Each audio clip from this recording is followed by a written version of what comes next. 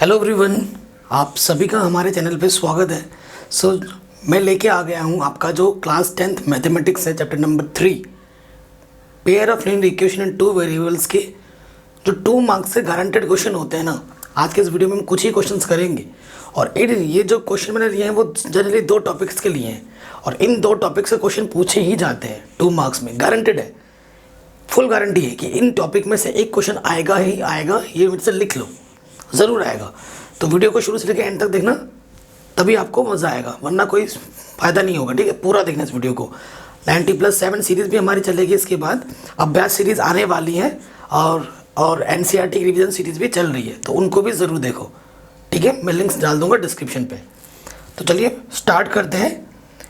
तो जो पहला क्वेश्चन है वो सिंपल से एक क्वेश्चन है और ये क्वेश्चन हमारा पूछा गया है 2 मार्क्स में और ये सारे CBSE में पूछे गए हैं क्वेश्चन है। ठीक है, सारे क्वेश्चन कभी ना कभी किसी ना किसी टाइम पे पूछे गए हैं। मैं आपको पहली चीज़ तो ये बताना चाहता हूँ कि जो हमारे पास पेयर ऑफ लीनियर इक्वेशन में 3 कैटेगरी होती है, 3 कैटेगरी से एक कैटेगरी का क्वेश्चन पूछा ही जाएगा।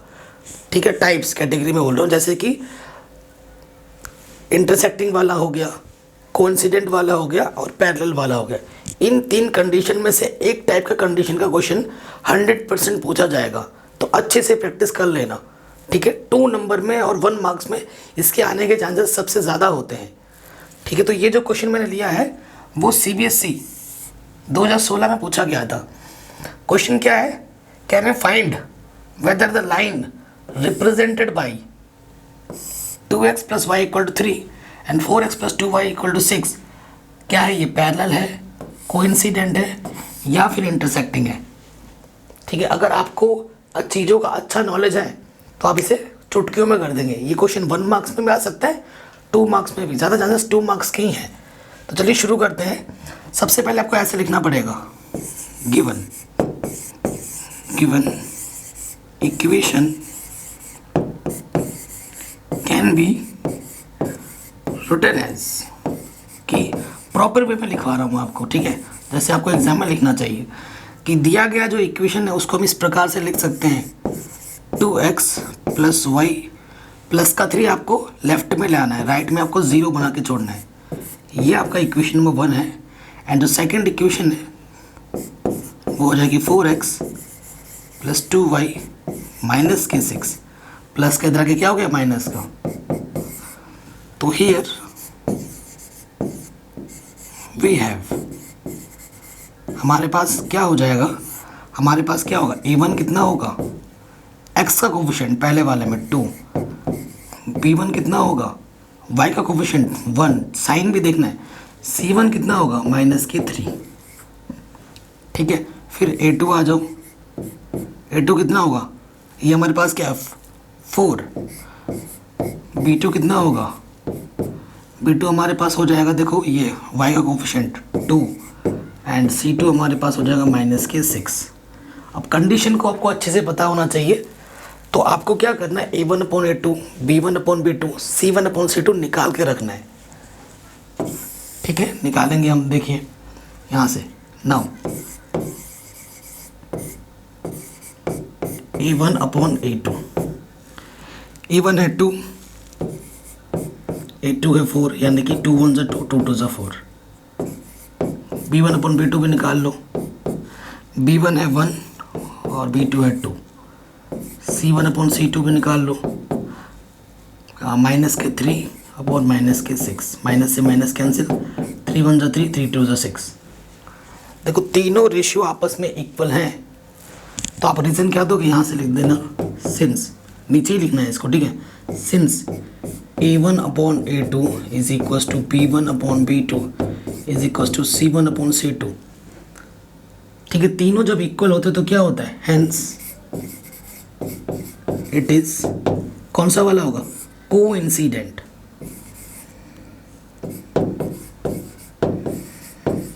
कोइंसिडेंट लाइन कैसी होती है, अगर एक लाइन ऐसी गई है तो इसी के ऊपर से दूसरी लाइन भी जाती है इनफाइनाइट पॉइंट्स पे टच करते हुए, और इसका क्या होता है, इनफाइनाइट सोल्यूशन होता है।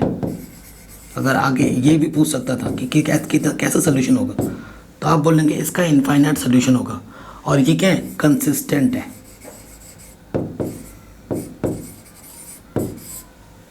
ठीक है, ये कंसिस्टेंट भी है।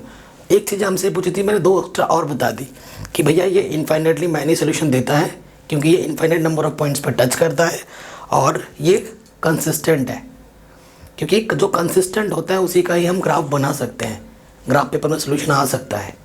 जो इनकंसिस्टेंट होते हैं ग्राफ पेपर में कभी ख़त्म ही नहीं होगा और उसका सोल्यूशन ग्राफ पेपर में मिलेगा नहीं, क्योंकि वो पैरेलल की कंडीशन का कोई सोल्यूशन नहीं होता है, क्योंकि पैरेलल वाला कभी पर मीट ही नहीं करेगा किसी पॉइंट पर। जैसे सड़क के 2 किनारे, एक ये है, ये कभी मैच नहीं करेंगे। सोल्यूशन कब आता है, जब पॉइंट्स पे टच करेंगे, इंटरसेक्ट करेंगे। तो 2 ही केस है, या तो इंटरसेक्टिंग वाला है। इंटरसेक्टिंग कब होता है, जब A1/A2 not equal to B1/B2 होता है, तभी इंटरसेक्टिंग होता है। और A1/A2 is equal to B1/B2 but not equal to C1/C2, ये कंडीशन किसकी होती है, पैरेलल की होती है। तो तीनों कंडीशन हमें पता होना चाहिए। ये क्वेश्चन पूछा गया था CBSE के 2016 के बोर्ड एग्ज़ाम में, जो कि हमने आराम से कर लिया है। इसी टाइप का नेक्स्ट क्वेश्चन है। ठीक है, आप चाहें तो इसे खुद से भी ट्राई कर सकते हैं प्रैक्टिस के तौर पर। क्वेश्चन हमसे क्या बोल रहा है, find C if the system of equations, ये पहला इक्वेशन है और ये दूसरा इक्वेशन है, has infinite many solution. Infinite many solution कब होता है, अभी हमने क्वेश्चन किया था। इनफाइनाइट मैनी सोल्यूशन कब होगा, कोइंसिडेंट के केस में। तो मैं आपकी बार क्या कर रहा हूँ, इक्वेशन ये पहला वाला है, ये दूसरा वाला है, गिवन करके लिख लेना और फिर लिखना है हियर वी हैव।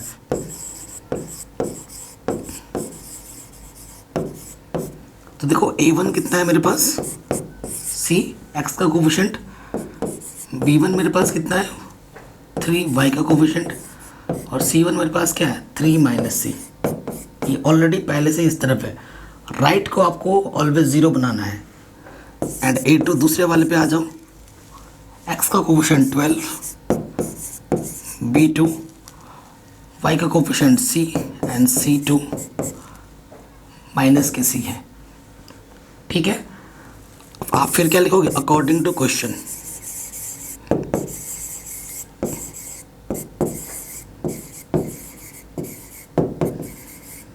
ठीक है, अकॉर्डिंग टू क्वेश्चन क्या है, फॉर इन्फिनाइटली मैनी सोल्यूशन, ऐसे लिखना पड़ेगा, for infinitely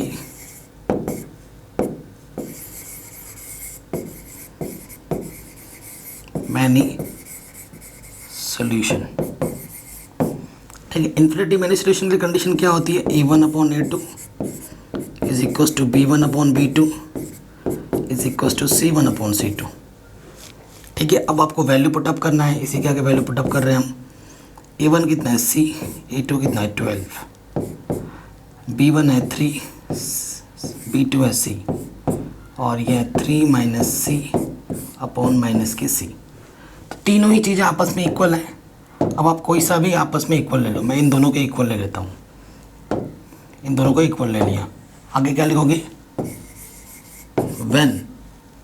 when C/12 is equal to 3/C, cross multiply करोगे C इंटू C, C², 12 × 36। ठीक है, तो C की वैल्यू निकालनी है, प्लस माइनस रूट लग जाएगा 36, तो C की वैल्यू क्या आ जाएगी, +-6। ठीक है, ये क्वेश्चन काफ़ी पूछा जाता है इस टाइप का, फुल गारंटी है ये आएगा ही आएगा 2 मार्क्स में। ये मैं लिख के दे सकता हूँ आपको कि ये क्वेश्चन पूछा ज़रूर जाएगा। ठीक है, तो ऐसा क्वेश्चन प्रैक्टिस करना बहुत ज़रूरी है, ज़रूर पूछा जाएगा। तो ये क्वेश्चन भी हमारा हो गया। सेम टाइप का क्वेश्चन है, इसे मैं आपके लिए छोड़ रहा हूँ। ठीक है, ये क्वेश्चन मैंने आपके लिए छोड़ा है प्रैक्टिस के लिए। ये भी उसी टाइप का क्वेश्चन है, इन्फिनिटी मैनी सोल्यूशन के लिए केस दिया है मैंने। जैसा केस बोलेगा उसी हिसाब से आपको कंडीशन लेनी है। ये आपको होमवर्क के लिए मैंने दिया है, आपको होमवर्क करना है और मेरे को कमेंट में आंसर बताना है कि सर मेरा आंसर इतना आया। जिसका सही आंसर होगा उसका मैं वीडियो पे नाम लूँगा और उसके कमेंट को पिन करके रखूँगा और उसके कमेंट को कम्युनिटी पे शो भी करूँगा। तो कमेंट करो, ठीक है। देखते हैं जिसका पहले आएगा और जिसके पे ज़्यादा लाइक्स आ जाएंगे उसको मैं पिन कर दूँगा और उसको मैं कम्युनिटी पे डाल दूँगा, ठीक है। कमेंट करो इसका आंसर। सेम वही क्वेश्चन है इन्फिनिटी मैनी सोल्यूशन का। एक्चुअली क्या है ना, मैंने जिनको पीपीटी बनाने के लिए दिया था, मैंने कुछ और क्वेश्चन दिया था केस, ये तो उसने इन्फिनिटी का डाल दिया है, देखा नहीं मैंने। तो ये चीज़ मैटर करती है ना कि आपको क्या कंडीशन दे रहा है। यहाँ पर ये बोल सकता था वन सोल्यूशन के लिए भी बोल सकता, यूनिक सोल्यूशन के लिए भी बोल सकता था। यूनिक सोल्यूशन का मतलब होता है वन सोल्यूशन, और वन सोल्यूशन कब होता है कि A1/A2 is not equal to B1/B2। ठीक है, सपोज करो यहाँ पर जो क्वेश्चन मैं खुद से बना के दे रहा हूँ, क्योंकि तीनों क्वेश्चन सेम टाइप के हो जा रहे हैं। एक फॉर यहाँ लिख देना यूनिक सोल्यूशन।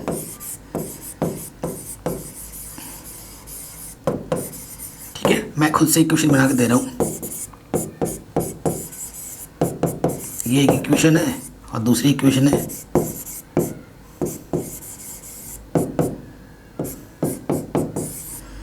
ठीक है, कह रहे हैं के किस वैल्यू के लिए हमें के की वैल्यू फाइंड करनी है। इसमें ये ध्यान रखना, के किस वैल्यू के लिए ये एक यूनिक सोल्यूशन देगा। ठीक है, आपको पता है फॉर यूनिक सोल्यूशन, इस वाले क्वेश्चन को भी आप खुद से ट्राई कर सकते हो। ठीक है, ट्राई करना, आंसर बताना, क्योंकि तीनों क्वेश्चन इन्फिनिटी हो जा रहे हैं, तो मैंने सोचा थोड़ा अलग बता दिया जाए, क्योंकि तीनों सेम टाइप के हो रहे हैं। तो आप कर सकते हो वैसे तो, ये टफ क्वेश्चन तो बिल्कुल भी नहीं है, ईजी क्वेश्चन है। यूनिक सोल्यूशन के लिए क्या होता है कि जो A1/A2 होता है ना, वो इक्वल नहीं होता है B1/B2 के, है ना। यूनिक सोल्यूशन का मतलब जो ग्राफ बनता है ऐसे एक ही पॉइंट पे इंटरसेक्ट करता है। ठीक है, सो देखिए A1 कितना है 2, A2 कितना है K, B1 कितना है 4 एंड B2 कितना है 2। क्रॉस मल्टीप्लाई करो, 2 2 जा 4, ठीक है, 2 1 जा 2, 2 1 जा 2। ठीक है, तो K की वैल्यू कितनी आ जाएगी 1, नॉट इक्वल। K की वैल्यू 1 को छोड़कर, इसका मतलब ये हुआ नॉट इक्वल टू 1 आया ना। K की वैल्यू 1 को छोड़कर K की कोई भी वैल्यू आप ले लो, उसके लिए क्या देगा, ये यूनिक सोल्यूशन देगा। ये जो ये दोनों इक्वेशन है। ठीक है, तो आप कह लोगे for except K equal to 1 all the values of K will give a unique solution for the system of equation, for the given system of equation, ऐसे लिख दोगे। ठीक है, या फिर डायरेक्ट ऐसे लिख देना K not equal to 1 is your required answer. ठीक है, अब ये जो गिवन क्वेश्चन है, जो गिवन क्वेश्चन है, अगर इसको देखा जाए, इसको भी मैं कर देता हूँ। आप सोचोगे सर ये क्यों नहीं करा रहे, तो इसको भी कर देते हैं। देखिए, तो हियर अगर मैं डायरेक्ट करा रहा हूँ, ठीक है, A1 कितना है मेरे पास 2, यहाँ से B1 कितना है मेरे पास 3, और 7 प्लस के जाके क्या हो जाएगा माइनस का, तो C1 कितना माइनस के 7। फिर मेरे पास देखो A2 कितना है, यहाँ से एक्स का कोफिशिएंट K+1, B2 कितना है मेरे पास 2K-1, और C2 ये प्लस का है, इधर आके क्या हो जाएगा माइनस का। ठीक है, फिर क्या लिखोगे आप, according to question,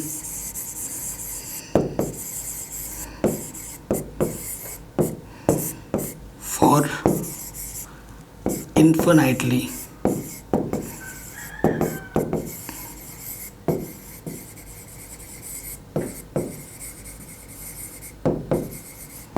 minus solution. Infinity many solution के लिए क्या होता है, तीनों रेशियो आपस में इक्वल होते हैं, क्योंकि ये किसका कंडीशन है, कोइंसिडेंट लाइन का।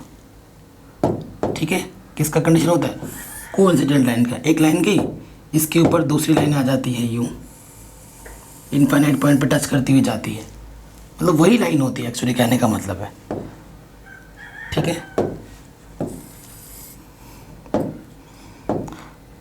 अब क्वेश्चन पे आ जाते हैं, वैल्यूज पुटअप करेंगे यहाँ पर।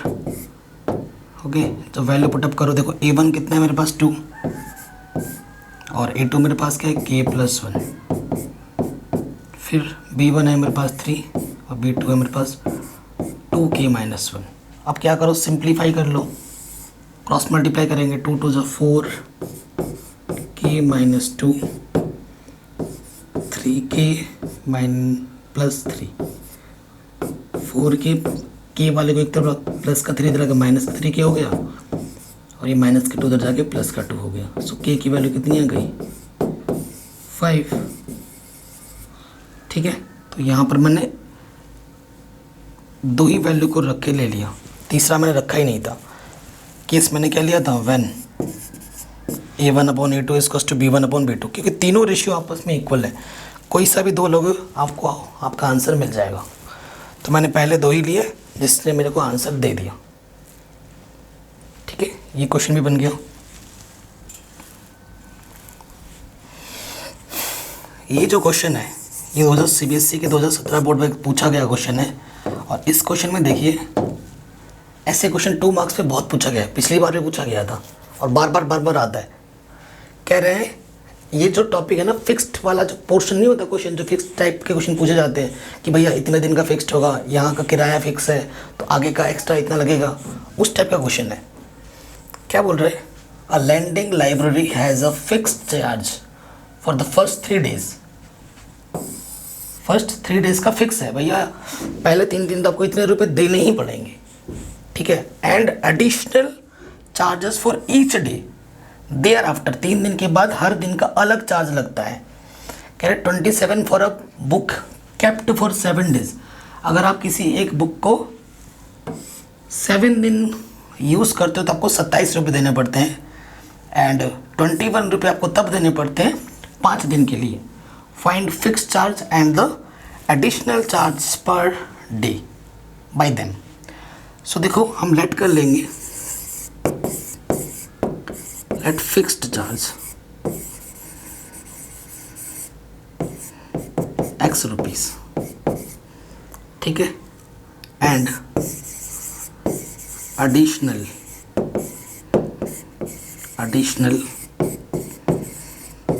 पर डे चार्जेस y रुपी। ठीक है, अकॉर्डिंग टू फर्स्ट कंडीशन या अकॉर्डिंग टू क्वेश्चन लिख सकते हो, फर्स्ट कंडीशन लिख देना सही रहेगा। कितने दिन के लिए, फर्स्ट 7 डेज के लिए। 7 डेज के लिए कितना रुपए देना पड़ रहा है उसको, 27 रुपये, जिनमें 3 दिन का फिक्स है और 3 दिन का प्राइस कितना है, और 3 डेज के लिए हमने x रुपये माना है। 7 का मतलब क्या हुआ, 3 + 4, और 3 दिन के लिए हमने x रुपये बोला है। अच्छा, एक दिन का किराया y रुपये है तो 4 दिन का कितना होगा 4y, तो ये कितना जाएगा 27। ये मेरा इक्वेशन नंबर 1 आ गया।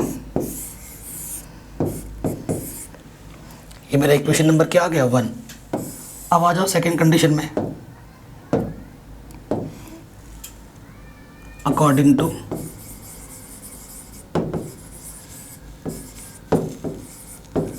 Second condition.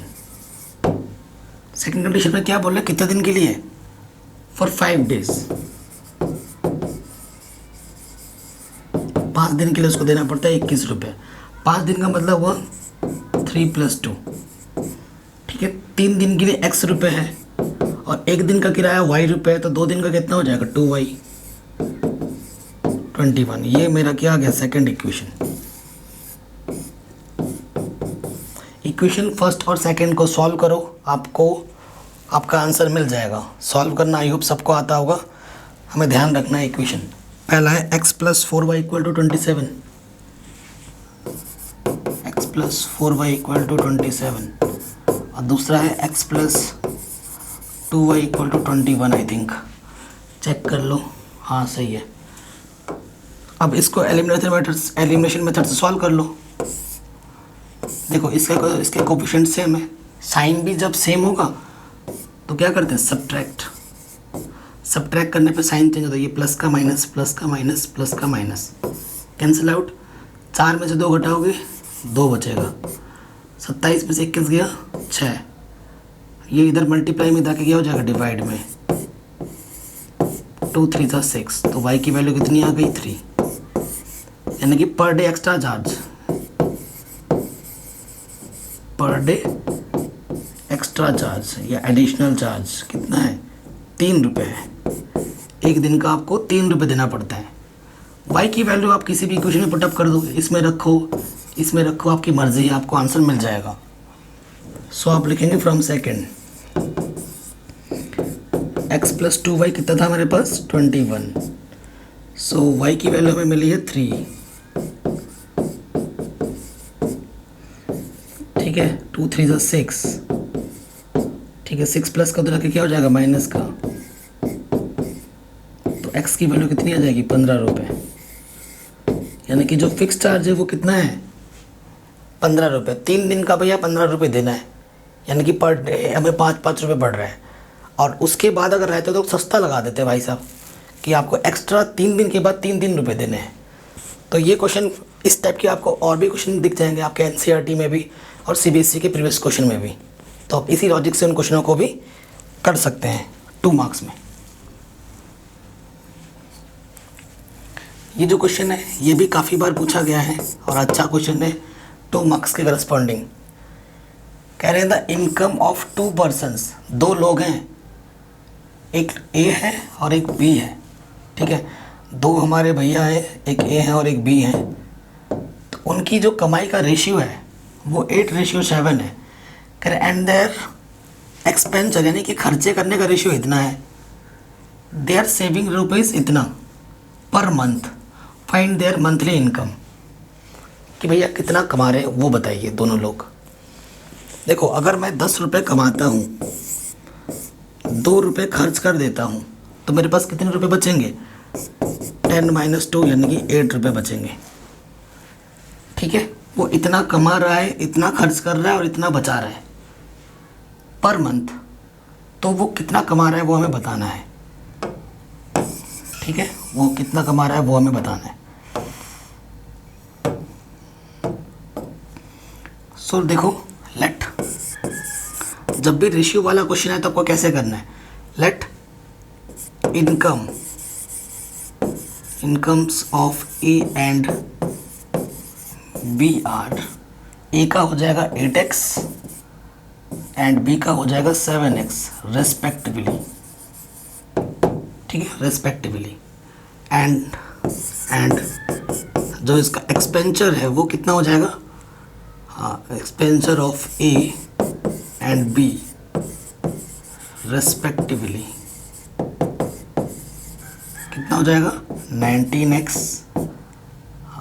एंड 16, अच्छा x तो थोड़ी नहीं बोल सकते ना, इसको y बोलना पड़ेगा क्योंकि कमाई को मैंने x से बता दिया तो खर्चे को कुछ और बताना पड़ेगा। 19y एंड 16y रेस्पेक्टिवली, ठीक है। ये ए के लिए बात कर रहा है, ये बी के लिए बात कर रहा है। आप क्या लिखोगे अकॉर्डिंग टू क्वेश्चन।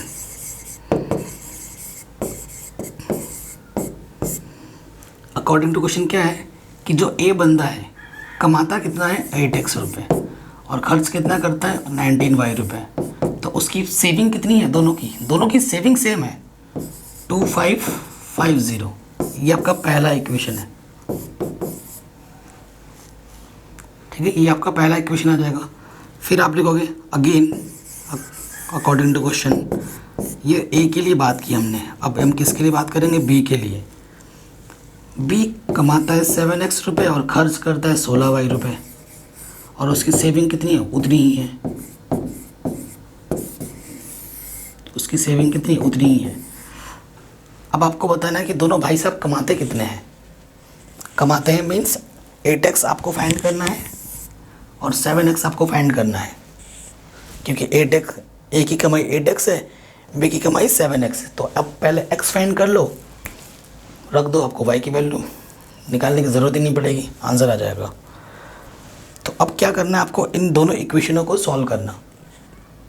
बता रहा हूँ, सॉल्यूशन में नहीं कराऊंगा, हिंट दे रहा हूँ। इन दोनों इक्वेशनों को सॉल्व करना, आपको x की वैल्यू मिलेगी, एलिमिनेशन मेथड लगा देना, ठीक है। यहाँ से x की वैल्यू फाइंड करनी है तो इसमें 16 से मल्टीप्लाई कर देना और इसमें 19 से। थोड़ा कैलकुलेशन है, आपको x की वैल्यू मिल जाएगी। जैसे ही x की वैल्यू मिलेगी यहाँ रख दोगे, a की कमाई आ जाएगी, यहाँ रख दोगे b की कमाई आ जाएगी। होगा इतना? हो जाएगा ना? आई एम श्योर आप ज़रूर कर लोगे। Next question. ये क्वेश्चन शानदार है, देखिए। क्वेश्चन हमसे क्या बोल रहा है? सुमित इज 3 टाइम्स, मस्त क्वेश्चन है, एज रिलेटेड। कह रहे Sumit is 3 times age old his son. Sumit अपने लड़के से ना 3 गुना बड़ा है। 5 years later he shall be 2.5 times as old his son. How old is Sumit and present? कि सुमित की आयु अभी कितनी है, और ये क्वेश्चन पूछा गया बोर्ड एग्जाम में। ठीक है, तो देखो क्या बोल रहा है, Sumit is 3 times as old his son. Okay, let Sumit बड़ा है किससे? उसके सन से। तो लेट क्या लिखोगे? Let present age of son, वो हम मान लेते हैं x ईयर। ठीक, therefore present age of Sumit क्योंकि उस सन का पिता है तो सुमित की एज कितनी है? 3 टाइम्स है, यानी कि 3x होगी। उसके लड़के से 3 गुना है वो। क्लियर? अब आ जाओ according to question. According to question क्या बोल रहा है? 5 years later 5 साल बाद सन की एज क्या होगी? एज ऑफ सन। अभी x है तो 5 साल बाद x + 5 होगा, कोई दिक्कत नहीं है।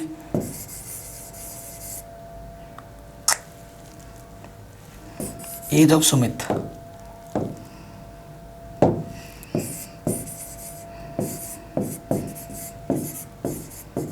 सुमित की एज क्या होगी? अभी 3x है तो 5 साल बाद 3x + 5 होगी। क्लियर? कोई दिक्कत ही नहीं है यहाँ तक। नाउ क्वेश्चन में क्या बोला है कि जब आप 5 साल की बात करोगे तो क्या बोल रहा है कि जो सुमित की जो एज है वो अपने लड़के के एज से कितना बड़ा हो जाता है?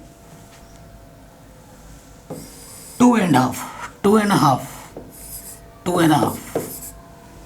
यही तो हुआ, 2.5 बड़ा हो जाता है। तो मैंने आपको NCERT क्वेश्चन करते वक्त समझाया है कि जो बड़ा होता है ना, जैसे कौन बड़ा है? इधर सुमित ऑब्वियसली बड़ा है और इधर सन उसका ऑब्वियसली छोटा है। कितना टाइम छोटा बोल रहा है? 2.5। अगर आपको बीच में इक्वलिटी का सिंबल लगाना है तो छोटे वाले में मल्टीप्लाई करना है। कितना टाइम बड़ा है सुमित? 2.5। तो 2.5 से आपको कहाँ मल्टीप्लाई करना होगा? छोटे वाले में, और फिर इक्वलिटी का सिंबल आ जाएगा। अब लगाओ, सुमित की एज कितनी है? 3x + 5 है। 2.5 को सॉल्व करो, 2 × 4 5/2। और सन की एज कितनी है? x + 5। अब सॉल्व कर लो, इधर आ जाएगा 3 दूनी 6x, 3 2 5 10, 5x 5 5 25। इधर आएगा 6x - 5x, 25। उधर 10 जाएगा, प्लस का माइनस हो जाएगा। सो x कितना आ जाएगा? x आ जाएगा 15। आपने x किसको लेट किया था? सन की एज। तो सन कितना साल का होगा? 15 साल का। तो उसका बाप कितने साल का हो जाएगा? 3 × 15 यानी कि 45 ईयर्स। 45 साल का होगा उसका पिता। सुमित की एज कितनी होगी? 45 ईयर्स। ठीक है, तो ये क्वेश्चन भी हमारा आराम से बन गया। तो वीडियो अगर अच्छी लगी हो तो प्लीज़ इसे लाइक शेयर ज़रूर करना। चैनल पे नए हो तो सब्सक्राइब करो। 2 नंबर में इतनी इजी क्वेश्चन ही आएंगे, टफ थोड़ी ना आएगा। अभी तो 3 मार्क्स वाले हैं, 4 मार्क्स वाले हैं। 2 नंबर में ऐसे